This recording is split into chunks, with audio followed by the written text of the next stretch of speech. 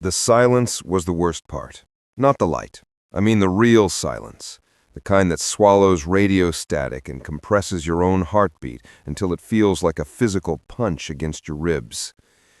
We were parked just south of Squaw Peak, high enough to see the entire valley laid out like a circuit board below us. But the valley floor wasn't dark anymore. It was illuminated by something that defied every single piece of conventional physics I had ever been taught. And yet the air was dead quiet. The official story, the one I spent the next 27 years helping to uphold, claimed they were flares, a harmless high-altitude military exercise that just happened to catch the eye of thousands of residents. But the raw telemetry data, the stuff that was filtered through our clandestine receivers before it even hit the NORAD mainframes, showed something impossible. It showed a mass that registered in the hundreds of tons, yet produced zero heat signature, zero sonic disturbance, and traveled at speeds that would vaporize any known terrestrial alloy. This wasn't some clumsy B-2 bomber dropping illumination rounds. This was vast, silent, and terrifyingly deliberate. My handler, a stone-faced colonel named Vance, gripped the steering wheel so hard his knuckles looked like bleached ivory. He didn't speak the entire time the formation crossed overhead, a perfect, gigantic V-shape that blocked out constellations we relied on for orientation. We estimated the wingspan, if you could even call it a wing, to be well over a mile long. A mile. The military flares, the official smokescreen, were dropped an hour and a half later, long after the primary event had concluded and after the craft, which we internally designated the Arrowhead, had executed a vanishing maneuver over the Estrella Mountains that defied logic. Vance finally turned to me, the ambient light of Phoenix bathing his face in a sickly orange glow. His voice, usually a booming instrument of authority, was barely a whisper, thick with professional terror. He didn't say, "What did you see?" He said, "Corbin, you saw nothing. You will write the report stating that the initial reports were conflated, confused, and that the only verifiable atmospheric phenomenon was the 2,000-hour flare drop near the bombing range. You will make sure every civilian witness profile includes a note on suggestibility or optical distortion. If anyone, and I mean anyone, from the Pentagon or Langley calls, you only refer them to the Public Affairs Officer's script. If you deviate, if you breathe a word of what just flew over us, your career is over and your life will become very, very complicated. Do you understand the severity of this, Agent Corbin?" I didn't just understand it. I felt the chill of that massive, silent presence settle deep into my bones, a cold truth that defined the rest of my existence. I nodded once, the lie already forming on my tongue, ready to extinguish the genuine awe and terror felt by thousands of unsuspecting Americans that night. To understand the pressure cooker that was Arizona in early 1997, you have to appreciate the decade leading up to it. We weren't just dealing with sporadic sightings. The American Southwest had become a literal hotspot, a nexus point for aerial anomalies that defied categorization. My role, officially filed under a vague title in Atmospheric Reconnaissance Logistics, was effectively vetting and dismissing reports that were too clean, too corroborated, or too specific to be filed under misidentified civilian aircraft or weather balloons. The problem was the sheer volume and geographical concentration. For weeks before March 13th, our internal tracking systems, the highly sensitive passive radar grids positioned strategically around military exclusion zones, were registering intermittent, impossible velocities. Objects would appear stationary for hours over isolated sections of the desert, usually around known mineral deposits or ancient indigenous sites, and then accelerate to speeds approaching Mach 10 in a split second, often disappearing off-grid entirely without a trace of propulsion wash. The prevailing theory among the few of us privy to the raw data was that these weren't necessarily being flown in the traditional sense. They were navigating space-time differently, utilizing some form of localized gravity distortion. The tension in our makeshift command post, hidden deep within a nondescript government complex outside Tucson, was palpable. Everyone knew something massive was brewing. The Air Force was running continuous training exercises, which was code for trying desperately to get a visual lock or an active radar paint on these anomalies, and they were failing spectacularly. We had pilots returning to base, shaken, swearing that objects they chased vanished not by speeding away, but by literally ceasing to exist in our dimensional reference frame. They were being humiliated, and the brass was furious. When the first reports of the major sighting began flooding in from northern Arizona, Prescott, Dewey, Kingman, in the early evening of the 13th, it wasn't a surprise. It was the realization that the prelude had over and the main event had begun. The civilian reports started innocently enough: large, slow-moving aircraft, strange pattern of lights. But as the object moved south toward Phoenix, the descriptions unified: immense size, silent transit, and the distinct V or boomerang configuration. I remember analyzing the initial police dispatch recordings from the area near Black Canyon City, where a family of 5 swore the craft was so low they could feel the pressure displacement, a claim we later dismissed publicly as psychological trauma, but internally validated via seismic data spikes. The critical error the military command made that night was not scrambling fighters. They knew based on previous encounters it was pointless, but allowing me and Vance to be the immediate ground observers in Phoenix, thinking we could simply verify the existence of the planned flare drop early. We saw the real thing, the terrifying scale of the silent machine before the cover-up infrastructure had time to fully engage. That mistake cost us our peace of mind and cemented the most effective governmental disinformation campaign of the late 20th century. The sheer audacity of the structure itself, as it glided across the Arizona sky, is something no photograph or eyewitness sketch has ever truly captured. It wasn't just big, it was fundamentally wrong in terms of terrestrial engineering. From our vantage point on the hills overlooking Phoenix, the V-shape was not a collection of separate lights attached to a conventional frame, as the subsequent debunkers tried to argue. It was one monolithic, seamless form. The lights themselves, described by the public as amber or orange, were actually the result of intense atmospheric interaction at the craft's trailing edges. The object appeared to absorb or dampen light on its forward surfaces, rendering the structure itself virtually invisible until it passed directly over a populated area with ambient ground lighting. It was like watching a hole in the sky, rimmed by 7 perfectly spaced, powerful energy nodes. The internal debate, which raged among the small group of analysts who were not immediately siloed off, centered on the leading edge. It wasn't pointed or sharp. It was slightly curved, almost organic, and seemed to be constantly shifting the air pressure around it, which explained the lack of a sonic boom even at its calculated speed. We used 3 independent sensor arrays: a classified infrared camera, a low-frequency magnetic scanner, and a proprietary gravimetric anomaly detector to profile the craft as it passed over the city's heart. The gravity detector readings were the most disturbing. They showed a localized, powerful anti-gravitic field beneath the craft, causing a momentary dip in the regional gravitational constant. If the craft had stabilized its anti-gravitic output and descended just a few hundred feet further, the resulting environmental collapse could have been catastrophic. We weren't dealing with clumsy interlopers. We were dealing with masters of fundamental forces. As it crossed the metro area, the reports multiplied exponentially. We were monitoring police bands, 911 calls, and even civilian air traffic control chatter in real time. The sheer volume was overwhelming. People were not just calling to report lights. They were reporting being mesmerized, reporting their cars stalling, reporting a brief but total failure of localized power grids, all things that happened in the exact milliseconds the craft was directly overhead. We had to create a sophisticated algorithm on the fly to flag and prioritize calls based on descriptive consistency and emotional distress levels.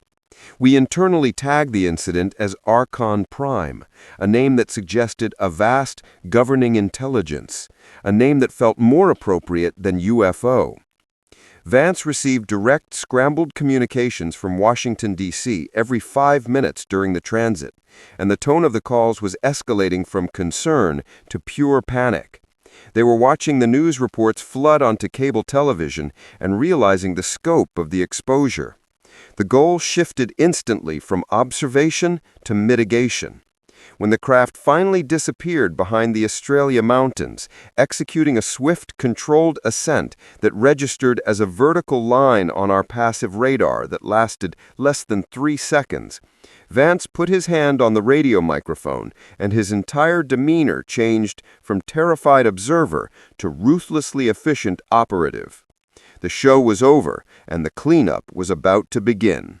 And the first order of business was making sure the subsequent flare drop, the planned distraction, looked as real and legitimate as possible, even though it was completely disconnected from the monumental event that had just terrified 500,000 people. The transition from sheer, unadulterated awe to the icy reality of damage control was instantaneous, brutal, and required a profound psychological detachment.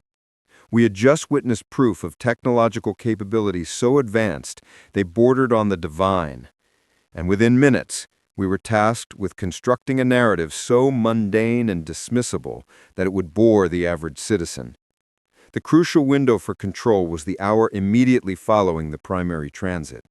News networks were already broadcasting raw footage and hysterical eyewitness accounts.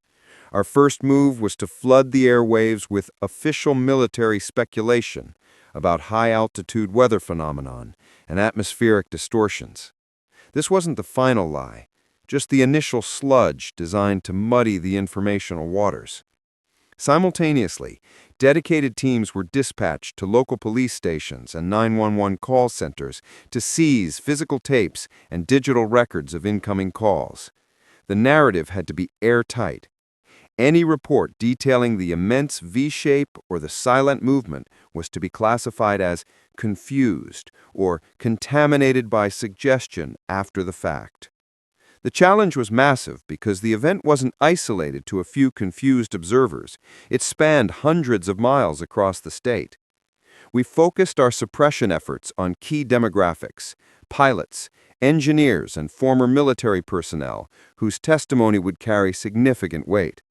I personally debriefed 3 separate individuals that night, all within the span of 3 hours. The first was a commercial pilot on layover who swore he saw the formation and managed to capture a few seconds of shaky video on a high-8 camcorder. His story was consistent, focused on the sheer mass and the perfect, constant spacing of the lights. I spent 30 minutes subtly implying that continuing to push his story might jeopardize his certification and future employment prospects. The threat didn't have to be explicit. The mere presence of a federal agent operating outside of established jurisdiction was usually enough. The video footage was confiscated for analysis and never returned. The most haunting interaction, however, was with a young astronomer who lived just outside Mesa. He didn't focus on the V-shape, but on the precise timing of the celestial obstruction. He claimed that the object passed directly in front of several known star fields, and based on the angular size of the blockage, the craft had to be at least 1.5 miles wide. His data was meticulous. He had calculated the object distance based on stellar parallax and came up with numbers that validated our internal measurements perfectly. When I asked him where his data logs were, he led me to a high-powered telescope and a computer, only to find the hard drive wiped clean. He was devastated, convinced his equipment had malfunctioned, failing to grasp that our remote infiltration team had already handled the cleanup before I even arrived. Seeing the genuine confusion and grief on his face as he searched for his missing data that proved an impossible truth, was a turning point. It wasn't just about protecting national security. It was about protecting a fragile reality, a consensus delusion that kept society functioning. And I, Agent Miles Corbin, was now the chief architect of that delusion, silencing truth, one shattered witness at a time. The ethical erosion began almost immediately after the Phoenix Lights disappeared, but it solidified around the creation of the official flare story. This wasn't just a simple lie. It was a multi-layered, expertly crafted piece of psychological warfare designed to discredit every genuine witness without ever having to explicitly call them liars. The genius of the operation lay in the timing of the P3 Orion flare drop. It occurred nearly 90 minutes after the massive V-shaped craft had vanished. We knew, based on the geographical spread of the reports, that the later flares, dropped by the Air National Guard over the Gila Bend Military Reservation, would be seen by a segment of the Phoenix population who had either missed the primary event or were too geographically distant to accurately gauge the scale. By conflating the two events, the silent, mile-wide object and the bright, legitimate military flares, we created a powerful, official confusion machine. Every journalist who followed up, every skeptical scientist, every casual observer could point to the flares and say, "See, it was just the military playing games." The fact that the flares burned out over a ridge, descending slowly and looking exactly like what they were, pyrotechnics, provided the perfect visual alibi. I spent the next few days crafting the internal narrative that would be pushed through controlled media outlets. We emphasized the difference between stationary lights, the flares, which held position for minutes, and transiting phenomena, the V-craft, which moved. We used the former to neutralize the latter. The real moment of truth, however, came during the highly publicized press conference featuring then-Governor Fife Symington. We knew Symington had personally witnessed the event, and his immediate reaction was one of stunned disbelief. Our job was to prepare him to deliver the punchline of the cover-up. We provided him with a detailed briefing on the national security implications, the potential for panic, the destabilization of air defenses, and gave him the tools to perform the ultimate political theater. His eventual appearance, where he brought out his aide dressed in a ridiculous alien costume, was not simply a mockery. It was the ultimate act of official dismissal. It signaled to the public that anyone who insisted on the reality of the giant silent craft was either hysterical, confused, or actively joking. It was humiliating, professionally damaging to public trust, but brutally effective. The internal justification for our actions relied on a cold calculus. Mass panic would lead to chaos, and maintaining the perception of American air superiority was paramount, even if it meant lying about a phenomenon that was clearly non-terrestrial. But as I watched Symington deliver that performance, the internal conflict became overwhelming. We were silencing truth not to prevent an invasion, but to preserve bureaucratic order. We were trading fundamental honesty for operational convenience. If you were faced with protecting a national secret that harmed public truth, where would your loyalty truly lie? Where is the line between necessary security and corrosive deception? I genuinely want to know what the viewers think.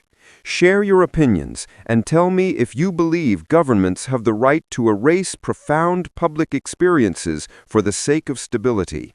This secret, the true dimensions of the Phoenix Lights, has been a heavy stone in my stomach for decades, and it began right there, watching the leader of a state turn a profound existential mystery into a punchline. The subsequent effort to erase the digital and photographic record was painstaking and ruthless. In 1997, the Internet was not the pervasive force it is today, which played heavily into our hands. Most evidence resided on VHS tapes, 35mm film, and old magnetic storage devices. Operation Desert Sweep, as the retrieval initiative was internally codenamed, involved dozens of field agents posing as journalists, insurance investigators, or even UFO researchers themselves, attempting to gain access to the raw footage before it could be duplicated widely. We had established protocols for high-value targets, meaning anyone who captured clear, unmistakable footage of the V-craft, particularly those images that showed the craft silhouetted against the night sky, demonstrating its gargantuan size.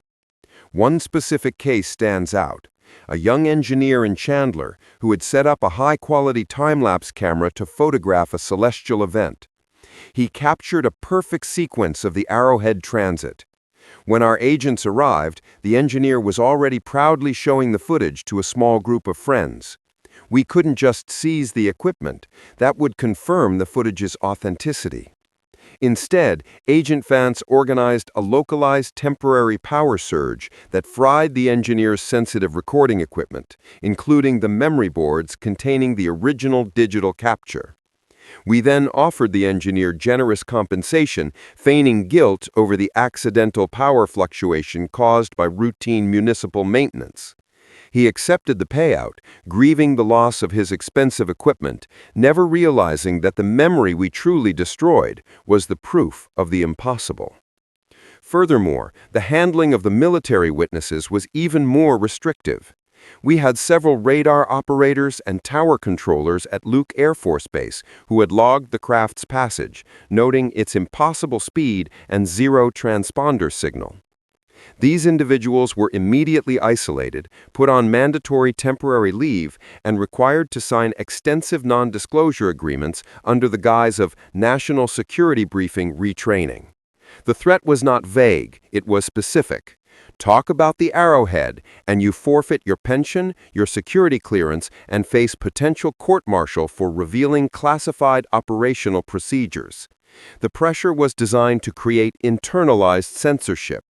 They didn't just fear the government, they feared the self-destruction of their entire life structure. The psychological impact of these debriefings was profound. We forced highly trained professionals to doubt their own senses and their own instruments. Imagine being a seasoned air traffic controller, seeing a mile-wide object move silently over your restricted airspace, and then being told by men in suits that your complex, multi-million-dollar radar system had simply experienced a software glitch. It breeds a deep-seated paranoia, a feeling of being completely unmoored from reality. And that, tragically, was the goal. The silence we achieved wasn't simply imposed, it was psychologically engineered through doubt, fear, and career threats, ensuring that for years the truth of March 13, 1997 would only be spoken in hushed, ridiculed whispers. The depth of the concealment effort went beyond simply silencing human witnesses. It extended into the realm of geological and atmospheric data manipulation. We knew the Arrowhead had caused measurable disturbances, magnetic flux spikes, minor seismic activity, and anomalies in localized ozone levels due to the energy displacement field it utilized. If independent scientific groups started comparing datasets, the official flare story would crumble instantly. Our immediate response, working through various innocuous government sub-agencies like the Bureau of Land Management and the National Oceanic and Atmospheric Administration, was to recalibrate publicly available data for the period. For instance, any seismic monitoring station along the flight path that registered the gravitational dip was reported to have suffered instrument failure or power fluctuations during the critical hour. We fed controlled, fabricated data into public-facing databases, claiming increased solar activity or localized ground vibrations from mining operations were responsible for the anomalies. This was a tedious, technical lie, but necessary to prevent academic scrutiny. The core analytical team, operating entirely off-grid, continued to study the object based on the residual data we managed to salvage before the lockdown. What truly captivated and terrified us was the propulsion system, or lack thereof. Based on the gravimetric signatures, the craft wasn't displacing air, it was displacing space. It was generating a localized, momentary warp field that allowed it to traverse vast distances without traditional kinetic movement. The internal white papers, which were classified far above top secret and coded under Onyx Vault, theorized that the V-shape was not a hull designed for aerodynamic travel, but a massive energy accumulator, perhaps harvesting ambient zero-point energy or dark matter interaction as it moved. The object was not built to fly in our atmosphere. It was built to manipulate the fabric of reality itself. This knowledge was profoundly destabilizing. It meant that traditional defense strategies were utterly meaningless, and the occupants, if there were occupants, were operating on a level of consciousness or technology so far beyond us that they were essentially untouchable. The official government line was that the lights were stationary flares, debunked by Governor Symington's absurd skit. The internal truth was that a mile-wide vehicle capable of bending space had cruised silently over a major American city, completely ignoring our laws of physics, and there wasn't a single thing the combined military might of the United States could do to stop it, track it, or even meaningfully interact with it. The fear was never about the public knowing that aliens existed. The fear was the public knowing that we were completely, utterly powerless in the face of them. That level of vulnerability was deemed a greater national threat than the lie itself. As the weeks turned into months, the memory of the Phoenix Lights began to recede from the national consciousness, exactly as intended. It was relegated to the fringe, discussed only in late-night radio shows and early internet forums. This was the natural attrition we counted on, the public's short attention span, the sheer complexity of the real event versus the simplicity of the flare explanation, and the overwhelming barrage of conflicting information we strategically deployed. My work shifted from active suppression to passive monitoring, watching for truth leakage and neutralizing anyone who amassed too much genuine evidence. The hardest part of this phase was dealing with the psychological fallout among the actual witnesses who knew the truth but had been publicly ridiculed. Many of them were ordinary people, mothers, engineers, truckers, and nurses. They were not seeking fame. They were seeking validation for a profound, shared experience. We treated them as collateral damage. Their reputations were subtly undermined, their stories dismissed as hysterical attempts to grab 15 minutes of fame. I recall reviewing the profile of a woman named Jane, a devout and meticulous accountant from Mesa, who had driven directly under the craft with her young daughter.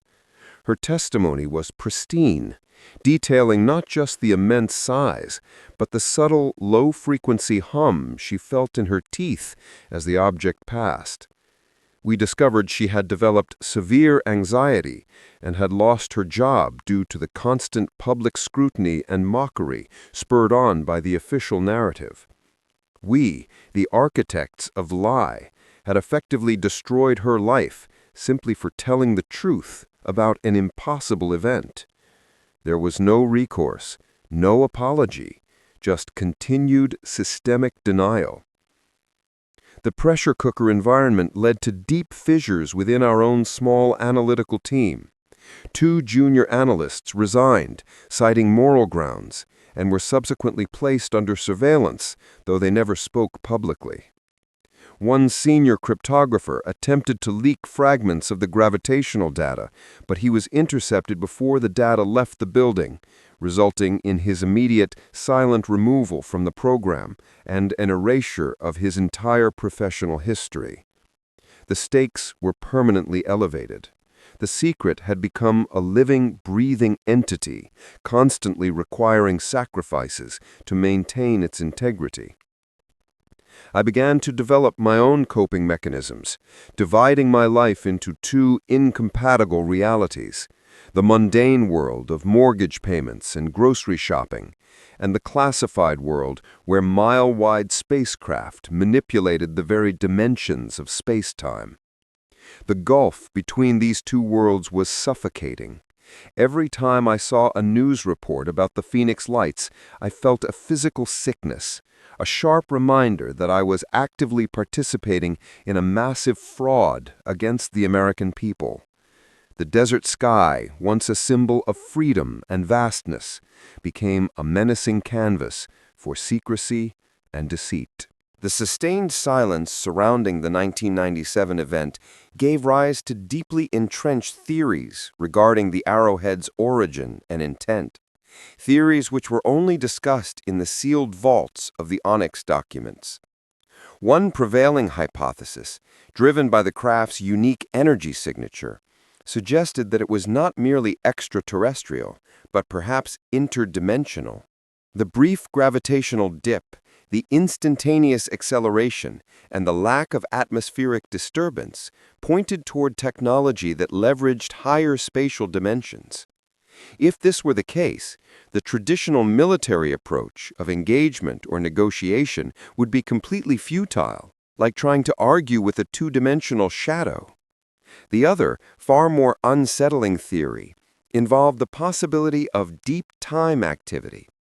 Certain analysts argued that the craft was not necessarily visiting from distant stars, but rather from a distant future, a future where human descendants had mastered fundamental physics to such a degree that they were revisiting their own historical timeline, perhaps to observe or influence key moments. This theory gained traction because of the craft's distinct V-shape, a configuration often associated with futuristic aircraft designs in early military speculation. The idea that we were being observed by our own descendants, utterly silent and indifferent to our current technological limitations, added a layer of profound existential dread to the analysis. Crucially, in all our highly classified modeling, there was never any indication of malicious intent. The transit over Phoenix was controlled, deliberate, and passive. It seemed to be an observation sweep, a display of capability, or perhaps simply a necessary path.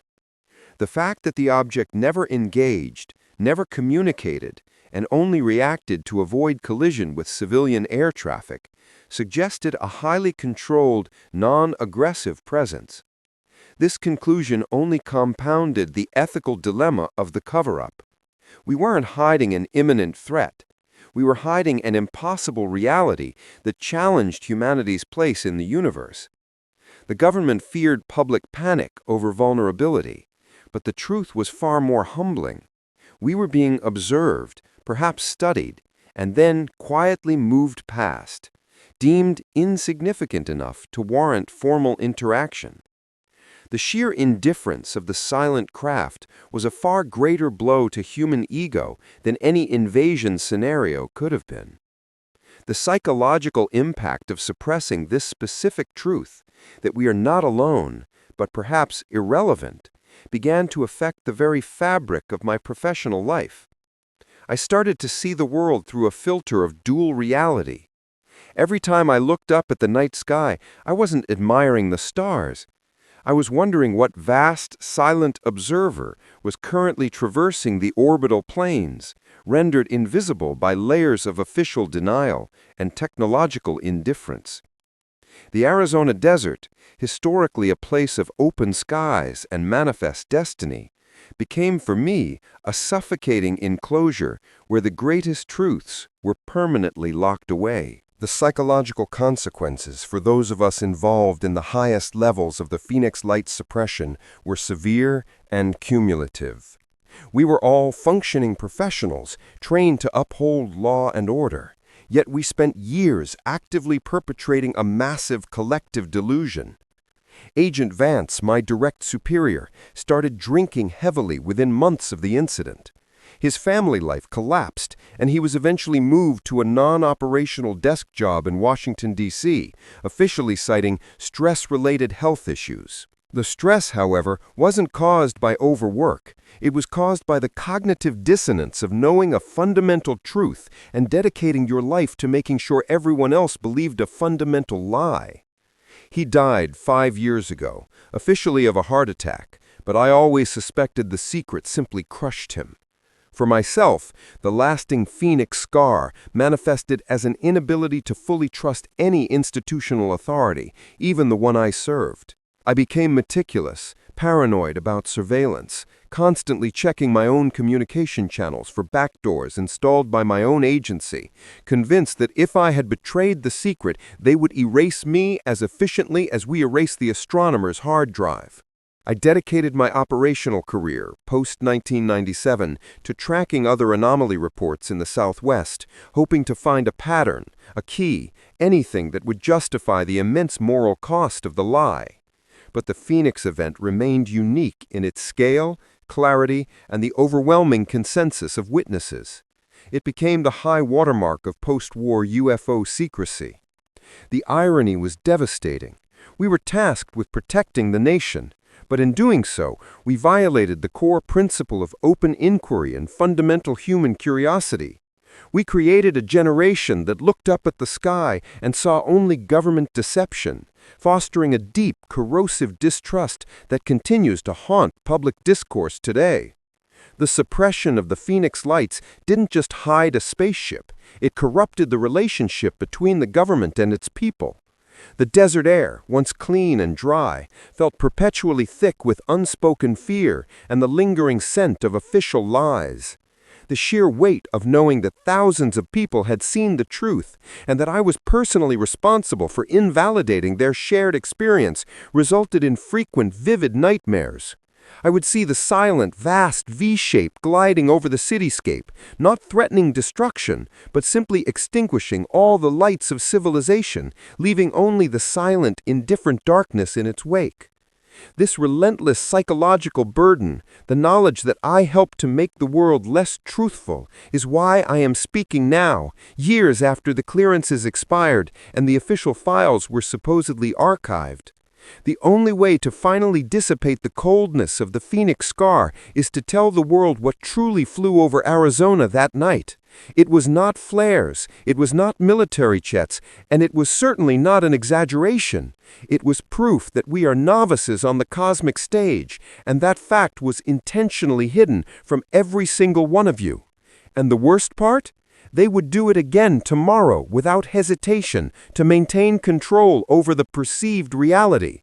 They succeeded in silencing the sky, but they could not silence the conscience of the few who stood on that ridge and saw the impossible truth. This testimony is my penance, my final act of defiance against the silence I enforced for so long, and it is the necessary first step towards restoring the full, frightening truth of America's UFO legacy in the late 20th century. The sheer magnitude of the craft, the silent passage, the absolute certainty of non-terrestrial origin, these facts must finally be recorded not as conjecture, but as corroborated, witnessed, and confirmed reality, even if the confirmation comes decades too late to mend the damage done to the lives we shattered in the process of ensuring silence across the Arizona desert night.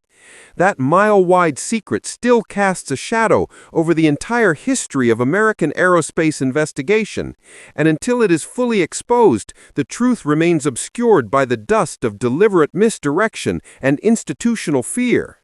We owe it to those ridiculed witnesses to finally, truthfully validate what they saw, and what we desperately tried to deny they saw. The arrowhead was real, and the cover-up was an exercise in pure political self-preservation at the expense of genuine human understanding and cosmic awareness.